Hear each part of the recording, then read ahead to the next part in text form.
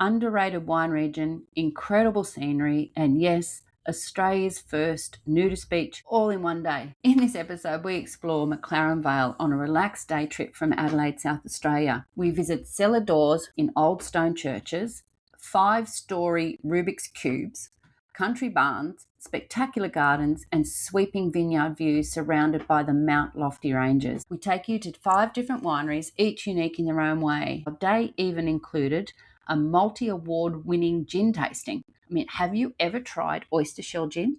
Or what about wine made from virus-affected vines? Both delicious, actually. If you want to plan your own day trip or stay a few days, this episode has everything you need, but make sure to keep listening to the end to find out where that nudist beach is. If you'd like to see all the pictures of the wineries we visited and a Google map with all locations included, click on the link to episode 146 in the description on the podcast player you are listening on now. So please enjoy episode 146, all about the stunning wine region of McLaren Vale. Good morning, Lyle. How are you today? Buenos dias, Leonita. So, as I said in the intro, we are off to another one of our favourite wine regions in Australia and in South Australia particularly, McLaren Vale. Yep. And we've been lucky to be here a few times. And we went to a couple of our favourites, as I said, and some brand newies. But first of all, probably need to tell people a bit more about McLaren Vale. Everyone's sort of heard of Adelaide Hills and Barossa Valley. They're the big names, aren't they? But I would argue that a lot of their beautiful wines come from this region. Yeah, McLaren Vale, for whatever reason, I'm not sure why, it's almost like the poor second cousin to Barossa and Adelaide Hills. But it is beautiful. Spectacular. The McLaren Vale wineries are special for their combination of world-class Shiraz and Grenache, pioneering sustainability and a stunning coastal location just 40 minutes from Adelaide. Situated on the Fleurieu Peninsula, it lies between the Mount Lofty Ranges and the Gulf of St Vincent coastline, offering a mix of rolling hills and sandy beaches. Now, you've just said that like it's beautiful, but just think about it. Rolling hills, the beaches, it's so close to the ocean. It's just really beautiful. The Mount Lofty Ranges in the background. It's really beautiful. Yeah, it's almost like you're in the winery area, and then parallel to that, the next street, and you see there's just beautiful long sandy beaches. It's extraordinary. Our guide for this one was AJ, our friend, and he spends a lot of time down there. Now, the history. Established in 1838, McLaren Vale is the birthplace of South Australian wine. Founded by British settlers like John Rennell and Thomas Hardy, the region evolved from early agricultural to specialised wine production. It has evolved from a 19th century fortified wine hub to a modern, eco-friendly leader in organic, sustainability and diverse winemaking with over 80 cellar doors. Today, the region, which was named after 1839 surveyor John McLaren, is a global premium food and wine destination known for its intense Mediterranean climate wines. As we said a little bit earlier, one of the most significant features of McLaren Vale are the beaches. So the coastline features 31 kilometres of pristine and dramatic scenery. Now, as I say always, we do have a web page that goes along with this, with all the pictures, and that is some of the most stunning coastline I've ever seen. So episode 146, check it out, beachtravelwine.com. Yeah, I think you'd have to say that it's fairly underdeveloped. Sure. Like the where the beach areas are. It's sort of a little bit like going back to the 1970s. The charm of it. That's the charm of it. The famous beach is the Port Willunga Beach, renowned for its stunning cliffs, soft sand, and historic jetty pylon, popular for diving and snorkeling. Then there's Aldinga Beach, family-friendly, shallow coastline and wrecks, and popular Aldinga Reef. Now, this is my favourite beach, the Maslam Beach, famous for its stunning cliffs and being Australia's first official nudist beach, of course, at the southern end, while the north end is popular for swimming. So yeah, look, that whole coastline, We can't say enough about it. There's It's also just stunning. a beach there that I remember because it's one of the kids' favourite movies and grandkids. It's called Moana Beach. That's correct. Yeah, that's right. And there's a famous restaurant. What's the name of that restaurant? The Star of Greece. The Star of Greece, and it's right on the cliff top, and the views are just sensational. That's where I got most of my photos from. It wasn't open though, otherwise we would have dropped in. We would have had lunch or whatever. So where did we start? Oh, you got some more information on McLaren Vale, have you? Yeah, well, I've just what makes McLaren Vale wine so good. McLaren Vale boasts an extensive collection of old vines similar in heritage to the Barossa Valley, with over 20 plantings of 100-plus-year-old vines, predominantly Shiraz and Grenache. The region features high-quality pre-phylloxera heritage stock, often with 70-plus years old Shiraz blocks that offer deep, concentrated flavours. The proximity of Mount Lofty and the Gulf of St Vincent play a very important role in moderating the climate and are largely responsible for many of the meso and microclimate differences. Elevation in the region peaks at 350 metres, with the majority of the vineyards located on gently undulating to flat land between 50 and 150 metres. The climate's diversity has helped producers successfully embrace Spanish and Italian varieties, including Fiano, Tempranillo, Mourvedre, Boigna, Sangiovese, and Verdelho. Some fancy names there. Yeah. Verdejo. Verdejo, Brunello, Tempranillo. Examples of the 100-year-plus Shiraz vines include the 1892 plantings at K Brothers, Marie, Oriole vineyards with vines dating back to 1919 or earlier, Darrenberg, which owns half the region's 100-plus-year-old vines, and the Curtis family vineyard with their ancestor plot. Okay. Well, so there's a fair bit of history here, and it's that disease-free as well. So, it's got some old vines, which, as you know, does produce some pretty nice tasting wines. Yeah. Perfect.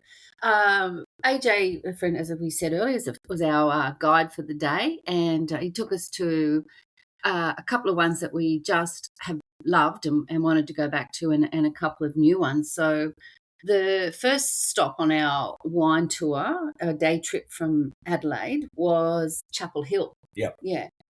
So it is actually set in an old church area, isn't it? Yeah, so it was established in 1972 around an historic 1865 ironstone chapel located in the Seaview sub-region. It produces acclaimed handcrafted wines focusing on Shiraz, Cabernet Sauvignon and Grenache.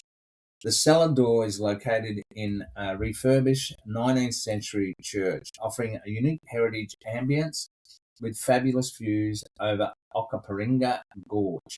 Tastings options include standard flights to premium icon tastings and Shiraz masterclasses, often featuring museum vintages. And this is a lovely one because you park right there near the cellar door, and you walk in, and it's still got the stained glass windows, or whether it's a new stained glass window, I don't know, but it's just really beautiful. And if you're in a bigger group, they often set them in some of the different rooms that have set up, and I've got some photos of those, like you're sitting in a church around this beautiful table.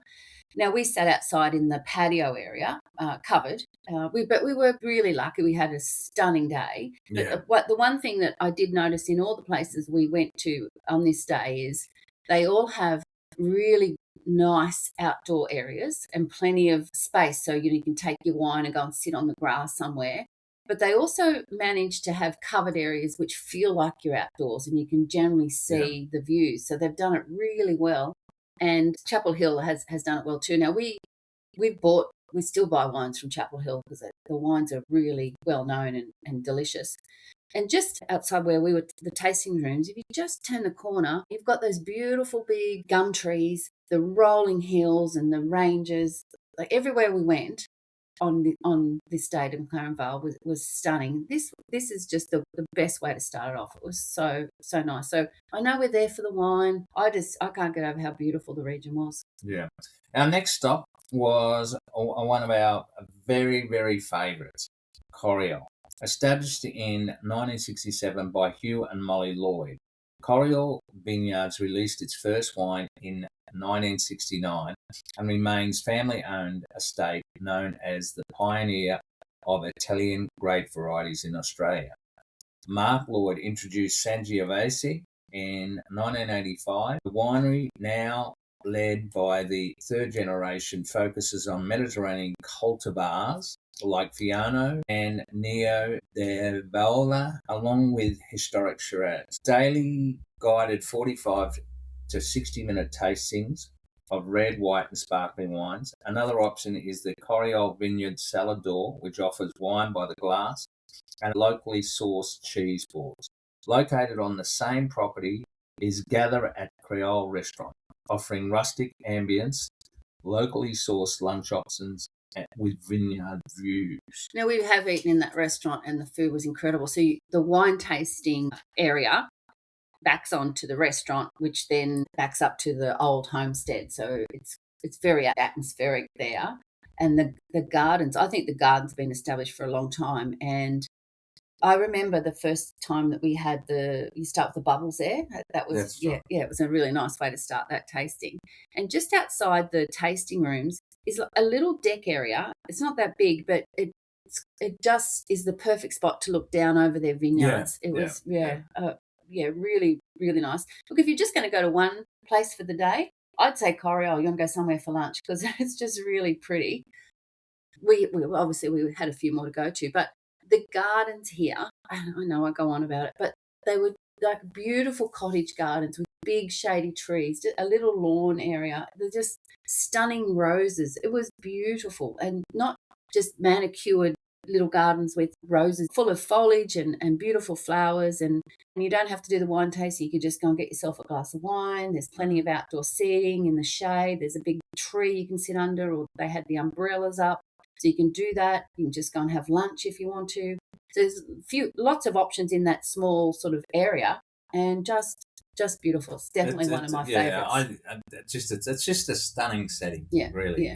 Yeah. And if we went back to McLaren Vale, that's on my list. I know it's nice to try new places, but it's just I just love Coriol. So check out the photos. beachtravelwine.com. It's episode 146, and you'll know what I'm talking about if you check those out. And also on our website, I've put a map on there, and everywhere we've talked about, all the beaches, all the wineries, and we'll mention some accommodation a bit later. They're all going to be marked on there, so you can click on them and see where they are as well, and that gives you the information about their opening hours and that sort of thing. Right, well, talking about new places, the next place we went to was Chalk Hill Winery, and right next to that is the Never Never Gin Distillery. So can I just explain this before? I know you're going to give all the information, but we parked and you basically walk in through a courtyard area, and on one side is all the winery, the wine tasting. On the other side is the gin that you're going to talk about. There is big open. It's huge. This one's really big. It's the biggest one we went to. It's big open patio onto a grass lawn, and the grass seems to go on forever until it doesn't, and then it just drops down, doesn't it? And once again, the views over that lawn were just stunning. It's a huge area. So the day we were there was some people graduating from university. Yeah, they were doctors. Yeah, and so they were all dressed up in their beautiful gear. Yeah, but they did look fabulous. But there was plenty of space for everybody. Oh, yeah. And they've got, once again, a big gum tree sort of sits in the middle of the lawn. It was just stunning. I loved it. But we decided we would try the Never Never gin, didn't we? Yeah. So, because we do like a gin and tonic. We do like a gin and tonic. And we actually had lunch here too, which we'll tell you about in a minute. So it's founded in 2016. Never Never Distilling Company is an award-winning distillery known for its flavour-first approach to producing bold juniper forward gins. Juniper is the defining legally required botanic used in the production of gin. It provides the spirit with its signature aroma and flavour profile. Now, I had no idea what that was. So that was the first thing I learned. Known for their triple juniper gin, which uses a 3-stage juniper infusion process to create intense classic gin flavours. The distillery door offers G&T tasting flights, premium masterclasses and cocktails, often paired with food from the adjacent Cucina di Strada. It's like Italian street food, right? Correct. Yeah. We chose the Never Never Gin Tonic flight. You get a selection of 4 gin styles, including triple juniper gin, their signature London dry style, oyster shell inspired by the Australian coastline. Oyster shell gin uses Kangaroo Island oyster shells to impart a minerality and subtle saline character to the gin. They are shucked, then steeped in natural spirit for between 24 and 48 hours before being traditionally pot distilled. I'd like to be that person. I'll shuck the oysters and eat them. And then let's have a gin. Yeah, probably. Well, they say it's Kangaroo Island. I was thinking of Coffin Bay because that's probably the most famous oyster in South Australia. And seriously, they are sensational. The Southern Strength Judge, this is another one of the gins that we tasted. The Southern Strength Judge World's Best Classic Gin Award in 2019. Southern Strength does more citrus to create a fresher, brighter gin. And finally, Premium Grenache Gin, bursting with red berry flavour, bright, vibrant and delicious Grenache. Actually, it says Ginache. Was named Australia's best flavoured gin in 2022. The gins are served with tasting notes, each gin's preferred garnish, and recommended cocktails for each style. The other thing was we talked about the Italian street food. It's actually just outside the entrance is like a little caravan where they've set it up like street food. So it's now you don't need to book to have the gin tasting. But on the busy days, if you want to eat and get a nice table, it's probably a good idea, yeah? Yeah. So now, as Leanne described earlier, the building features modern architecturally designed space that pays homage to the local agricultural sheds using materials like horizontal corrugated iron and internal steel supports. It has comfortable indoor seating and expansive covered outdoor deck and lawn area. Now, the wine tasting area has floor-to-ceiling windows, and you saying the high ceilings, which is like the agriculture building. So they go all the way up. There's no ceiling. It's just the roof, and it's absolutely stunning in there as well. Like this is really one of the best ones for sure. Yeah. Look, it's funny, like when you look at it is basically a corrugated iron shed, but the way they've done it, they've made it actually look really modern. Yeah. So you've got the big sort of patio area, you've got the wine tasting area, really upmarket on one side, and then you've got the gin tasting on the other side, which is a little bit more casual, and then the beautiful big lawn area. So I imagine people go to McLaren Vale or to Chalk Hill for lunch. It would be just go to McLaren Vale, we're going to go to Chalk Hill and have a glass of wine or have the gin and some of the Italian street food. And we had a garlic prawn pizza. Oh, yeah. Wow. Yeah, I reckon it's one of the best spectacular. pizzas we had. It was so good. I could have just sat there and enjoyed the views, and it was a stunning day, honestly. I'm so glad we went there. I think really that, I would suggest that the actual gin tasting, the way they did it, was really clever. Really, really well done. Yeah. Really well done. Yeah. So next we went to another new one, wasn't it? Yeah, we went to Alpha Box and Dice Winery. Now it's a little bit experimental, a bit eclectic, a bit different, but it's good to see. I can imagine a much younger generation of people enjoying this area rather than us old people. But it was just the three of us there, and it was nice to talk to the guy there, and so just really interesting and helpful the way they've got it set up. And once again, a really nice setting.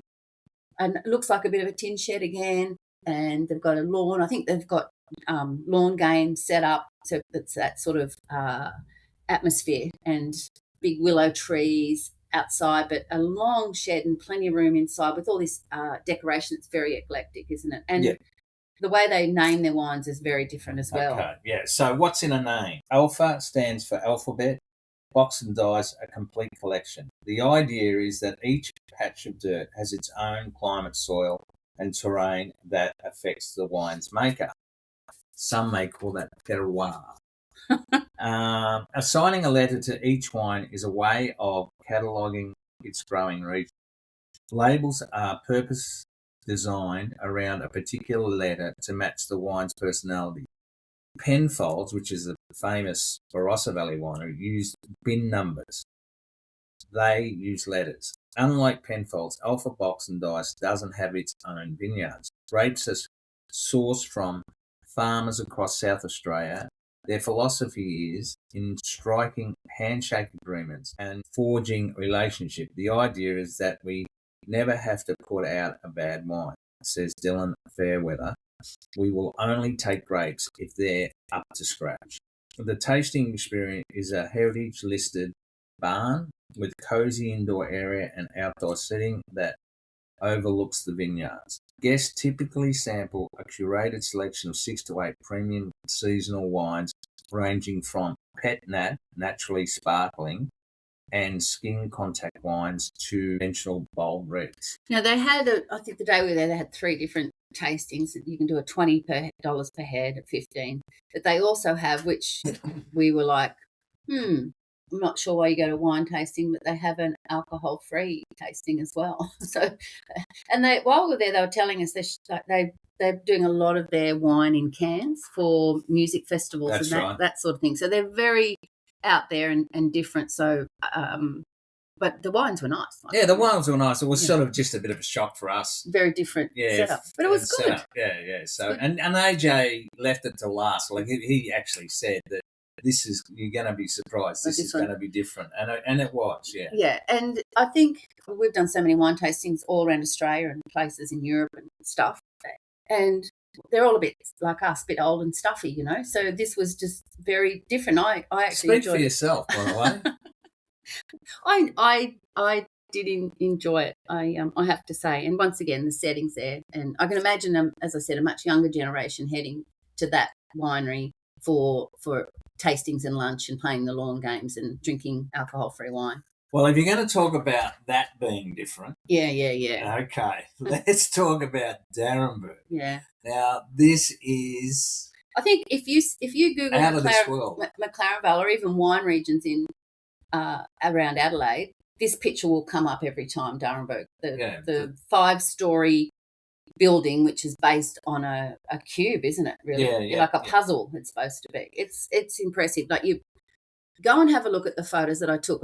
It's just really unusual, and you get the sense of the size of it because I've got one of us standing in front of it. So it's pretty cool, isn't it? All right. So the history. Yeah, let's get because it's got a really, really interesting history. Joseph Osborne purchased the estate in 1912. Selling his racehorse to acquire the estate.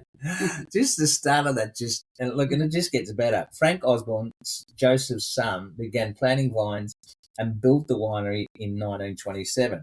In 1959, Francis Dari Osborne launched the first official Darrenburg labelled wine, named in honour of his mum, Helena Darrenburg. Fourth-generation winemaker Chester Osborne joined in the 1980s, introducing the iconic, eccentric wine names and enhancing the reputation for traditional, high-quality old vine Shiraz and Rhone varieties. What a great name, Chester Osborne. You have to do something great. He's destined, wasn't he? Yeah, like he was, because of the whole cube, what they call it, the cube, the building. That's all his idea. Okay, so they are among the few Australian wineries that use traditional old-fashioned basket press for both red and white. Their best-known wine is the Dead Arm Shiraz, made from the fungus-infected Shiraz grapevines. The term Dead Arm comes from the disease which slowly kills off branches of the vine. This reduces the yield of the vine and intensifies the flavour. So they don't make it from the diseased arm. They make it from the grapes that are left, because all the energy goes into those grapes on the vine, don't they? Yeah. Yes. So, okay. So you just made it sound like made from the diseased dead arm one. Yeah. No, you're not. No. You don't drink that. The D'Arenberg Cube is a 5-story Rubik's Cube inspired architectural marvel. Inspired by the complexities of winemaking, it functions as a cellar door, an art gallery, and dining venue. Features a concrete and steel structure clad in white panels and glass designed to look like a partially disassembled puzzle. Visitors can engage with a wine fog room, artificial fruit and flavour walls, virtual fermenters, and a top floor bar. The building houses numerous contemporary art pieces, sculptures, and unique themed toilets, including the Dali at D'Arenberg collection of Salvador Dali sculptures. Out the front. Yeah, there's a couple, isn't there? There's a big elephant, and we've got some photos of those as well. And we're probably a little bit biased on this because Salvador Dali was Spanish, and we've actually been to where he actually lived and all that sort of thing. So, we're definitely not art experts, but we were fascinated by it. But the whole experience is fascinating. When you first go in, it has like all the what goes into making wine, the different flavors and that sort of thing, and eventually you get to the top where you've got stunning views and where you can sit down on brightly colored lounges, and it's very different. And it's out of this world. Yeah, it is. So that's people obviously go there because it's so well known, but the wine's great. So I spoke to one of our friends, Bevan, and he's a bit of a wine connoisseur. And he was saying to me that the old wines that D'Arenberg produced, he said it's some of the best that he's ever tasted. So there you go. It's not just all the unique design of the building. They actually do produce pretty fabulous wine. So that was all the wineries we had the time to see in a day, which is quite a lot, really. And but it was a full day. It was a full, exactly. But it's about 45 minutes drive from Adelaide, so it's easy to do on a day trip. But if you want to stay, there are quite a few accommodation options. So you've got a few, haven't you? Well, I've just got like a summary of what it is. The McLaren Vale accommodation offers a diverse mix of styles, heavily focused on boutique experiences, luxury vineyard retreats, and self-contained cottages. Options range from rustic farm stays and modern eco-conscious cabins set up working wineries to elegant central holiday homes catering to romantic getaways and food enthusiasts. Key amenities across most accommodation styles include proximity to restaurants, private decks with vineyard views, wood burning fireplace, and free locally sourced breakfast provisions. Okay. Well, there's a couple that I found that I'll put onto the map on our website. So probably the top of the pops is the Serafino in McLaren Vale, which is on-site accommodation actually on the vineyard, and they have an on-site restaurant and cellar door there. So you really experience the whole kit and caboodle of being on a winery. There's another one that's called the Vineyard, which is luxury guest houses, so they're little individual guest houses. So you can do self-catering if you want to. And there's some people like the old-fashioned B&B. So there's one called the Wine and Roses B&B, which is set in beautiful gardens and just home style, that old-fashioned B&B that people like. If you want something a bit more mid-range, then there's the McLaren Vale Motel and Apartments.